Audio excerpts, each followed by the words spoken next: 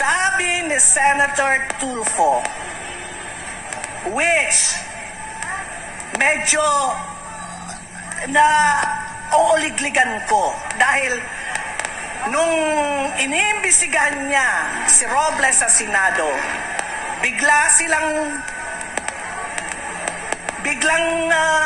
nawala, tumiklop pagkatapos ng executive session. Silang dalawa ni Senator Pimentel. So hindi ko alam kung anong nangyari. At ito naman, yesterday, sinasabi niya na mayroon siyang nakuha from the PCSO list ng mga winners na may isa doon na loan better na 10 times nanalo in 1 month. Uy! And another one is a loan better for 20 times winner in a month. Ngayon, Mr. Robles, dahil hindi naman nyo hindi mo ako kayang bayaran, okay? Kaya hindi ako titiklop sa inyo. Kung ang Senado, to be specific, si Senator Raffy Tulfo ay napatiklop nyo after the executive session, hindi ko na yun alam. Pero ang Sandracam, hindi kita titigilan hanggat hindi ka bumabayan sa pwesto. Ang mga STL operators nagsipag-text sa akin.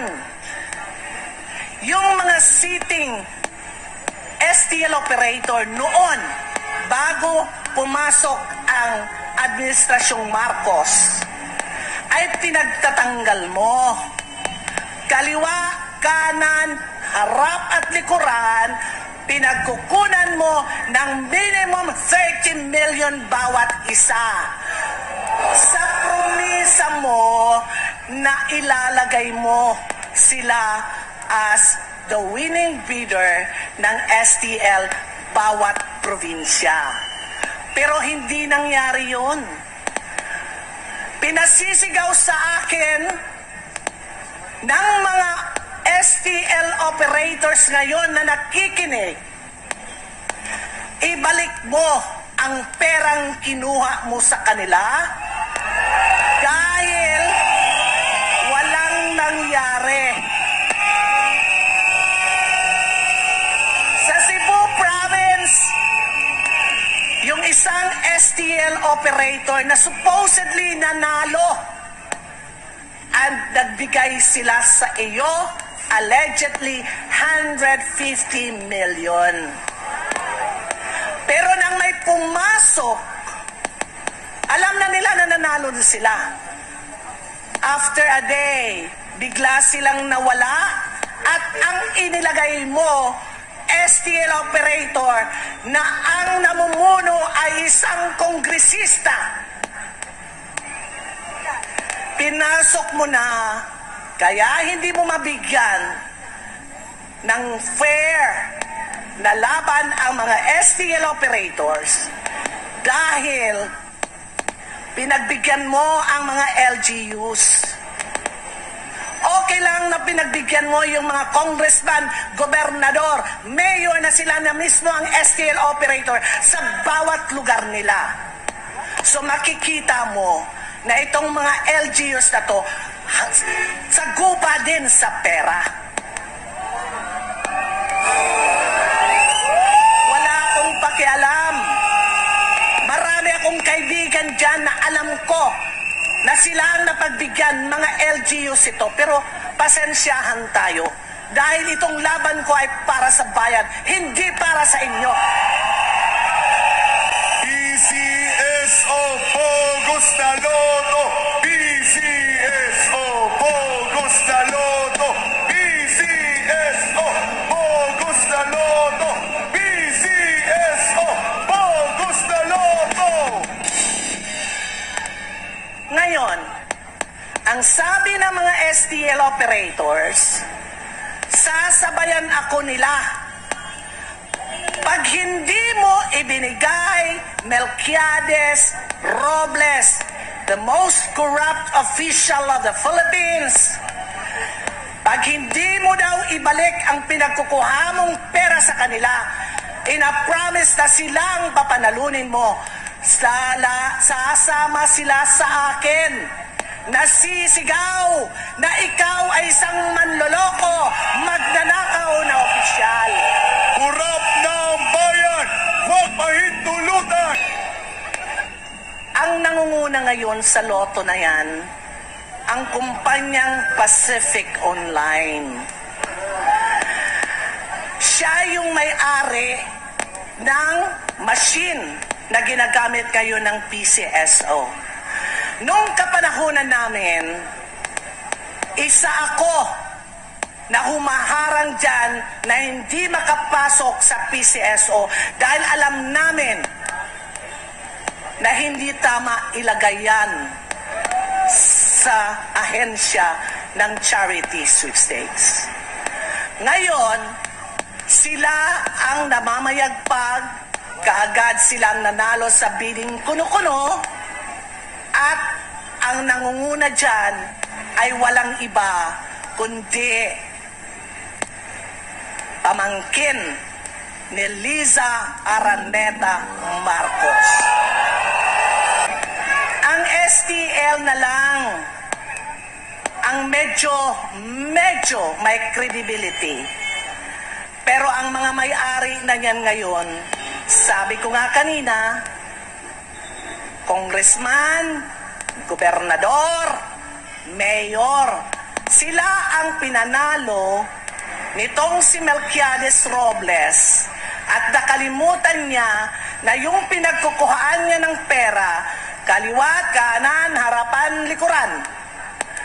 Isauli mo, Robles. Isauli mo, makakarma ka niyan.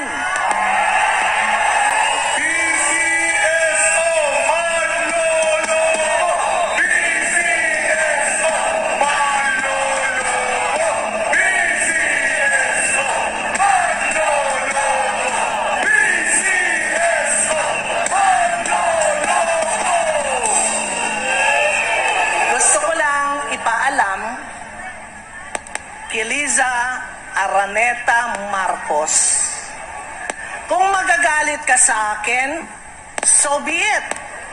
Hindi ako natatakot sa inyo. Dahil ako bilang as a former director of the Philippine Charity Sweepstakes Office, alam ko ang nangyayari sa loob. Alam ko din kung sino yung Pacific Online na linagay nyo dyan. 4 years yan na lumaban ng bidding. Hindi hinaharang namin yan. Ngayon, lalo ka, Robles, mahilig kang magpapatay.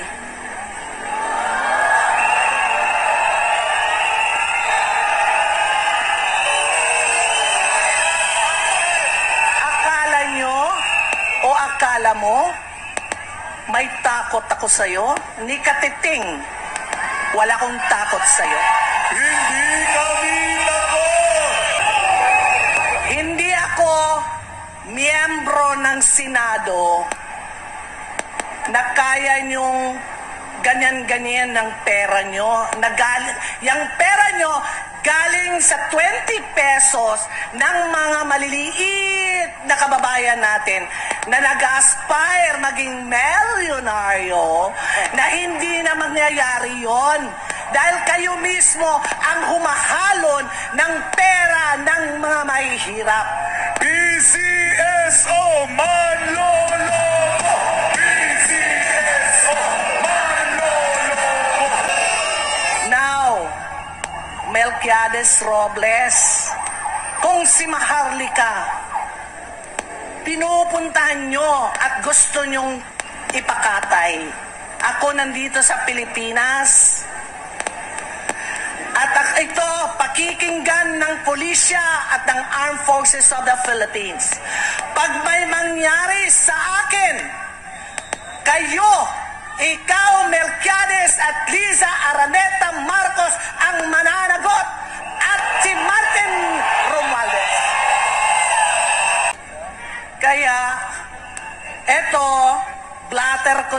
the same time, dito sa Philippine National Police sa Manila, na kung may mangyari sa akin, kayong tatlo lang ang pwedeng hanapan ng bayan at ng pamilya ko. Kaya, wag na wag ka, Robles. Marami pa akong bala sa'yo. Iisa-isahin ko yan. Sina-challenge kita. I'm challenge you, Melquiades Robles. Kasama ng amo mo. Ipatawag niyo ako kahit saan. Pupunta ako. Basta tayo-tayo lang. Walang mga security. Tayo lang, haharap ako sa inyo. At iisa-isahin ko sa mukha nyo ang pandurugas nyo sa sambayanang Pilipino. Ang mga lotto operators na naghihikahos, tinanggalan nyo ng mga prangkisa dahil dyan sa Pacific Online. Ilang pamilya ang ginuto mo, Robles, dahil sa katakawan mo sa pera. At ang iyang pera na yan, naggaling sa mga maliliit na tao, ibinibigay mo sa mga malalaking tiyan dyan sa Malacanang. Kung naalala nyo noon sa Senado, umamin siya kay Senator Tulfo na totoo yung nilabas niya na picture o ng mukha ng winner ay hindi naman talaga winner. Kasi ang sagot niya, dinedepensahan lang daw niya o pinoproteksyonan niya ang mga winning ticket holders.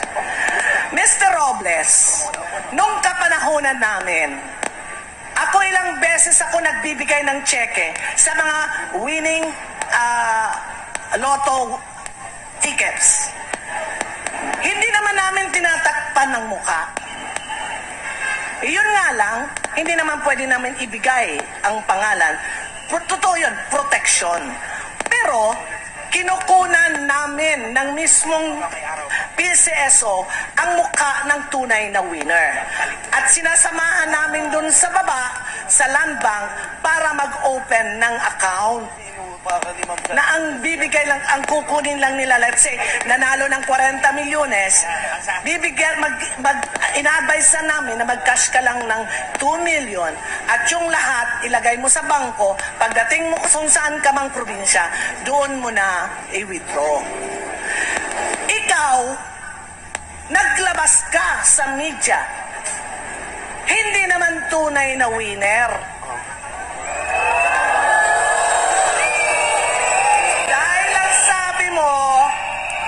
You're protecting the identity of the winner.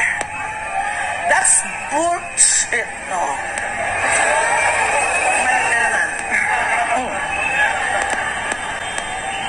Hindi ganyan, Robles. Ang totoo niyan, ang tunay na nanalo noong Disyembre ng 2 milyones yun, kayo-kayo. PCSO Bogus na Lotto! PCSO Bogus na Lotto! Now, I'm challenging you, Mr. Melquiades Robles, to face me in the Senate. Lalaman ng buong Pilipinas at ng buong mundo dahil hindi ako magpapa-executive session. Kung ano ang batak ng binig ko, ilalabas ko sa Senado. Ngayon, hindi mo din ako kayang bayaran. At hindi mo rin ako kayang takutin. Sa tuktok mo, Robles, at ng amo mong si Liza Araneta Marcos, you have all the power right now. Uulitin uulitin ko ulit na manawagan sa buong Pilipinas na please, yung 20 pesos nyo na itataya, ibili nyo na lang ng bigas, ipakain nyo na lang sa pamilya nyo. Wag na wag nyong tataya habang si Robles ang General Manager ng PCSO at ang administrasyong ito. Wala nang tataya! Wala nang tataya! Ngayon, before I came here, I received a text from PCSO employees. Ang sabi daw ni Robles, sira ulo yung Sandra Cam na yan. Bakit pinatitigil na magtaya ng loto na mawawalan ng ayuda ang PCSO sa mga mahihirap? Gulgul mo! Ang binibigay nyo is only 1,500. Saan mapupunta yung 1,500? Kinakapital mo, Robles, Melquiades, corrupt official, ang mga mahihirap na huwag sumunod sa akin dahil ang charity funds ng PCSO will be depleted. Ikaw ang dapat gulgulin dahil ang pera na para sa charity funds, binubulsa nyo, pare-pareho kayong magkaamo. Kapal ng mukha! Ito pa, nalaman ko rin kanina na ang chairman, which is Chairman Kua, and the other board of directors there, which I really don't know, ay hindi na pala nakakabigay ng sarili nilang, kami noon, pumipirma kami ng sarili naming guarantee letter. Kaya mabilis ang proseso ng mga guarantee letters namin noon. Ngayon, wala na dahil gincentralize mo, Robles, lahat ng issuance ng guarantee letter, you don't allow even the chairman and the other board of directors to sign. Dadaan na dadaan sa'yo. Centralize ang corruption mo na hindi dapat. Kaya, Mr. Robles, katiting pa lang itong isinasaluwalat ko ngayon. Paisa-isa kita. Hanggat hindi tayo magkita personal. Gusto kong magkita tayo dahil gusto ko sa mukha mo. Sa mukha mo, ilalabas ko lahat ang dokumentong hawak ko.